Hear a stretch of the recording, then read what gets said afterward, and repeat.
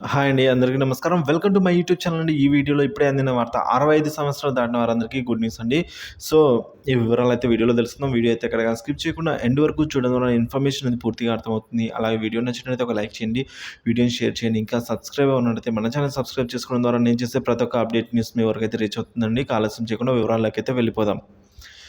65 ఏళ్ళు పైబడిన వారికి ఒక గుడ్ న్యూస్ అంది. అదేంటంటే రాష్ట్రంలో అన్ని ప్రముఖ దేవాలయాల్లో 65 ఏళ్ళు పైబడిన వారు క్యూలో కాకుండా నేరుగా అయితే దర్శనం చేసుకునే కార్యక్రమానికైతే మంత్రి ఏర్పాటు చేశారండి. సో, రాష్ట్రంలో అన్ని ప్రముఖ దేవాలయాల్లోనూ 65 ఏళ్ళు పైబడిన వారికి క్యూలో కాకుండా నేరుగా వెళ్ళి దర్శనం చేసుకునే దానికైతే అనుమతి ఇచ్చారండి.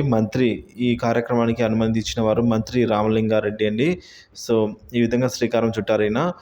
ఇక శనివారం బసవగుడి రోడ్డు దొడ్డేశ్వరం అండి. సో, అక్కడ కూడా ఈయన ఆ ఆలయానికి సంబంధించిన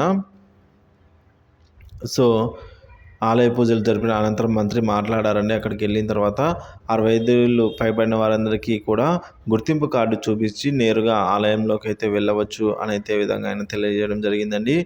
సో, ఈ విధంగా కేటగిరీలు కూడా ఈ విధంగా మనం చూసుకున్నట్లయితే బి కేటగిరీ, ఏ కేటగిరీ, సి కేటగిరీ అని అయితే 3 కేటగిరీలు ఏర్పాటు చేశారండి.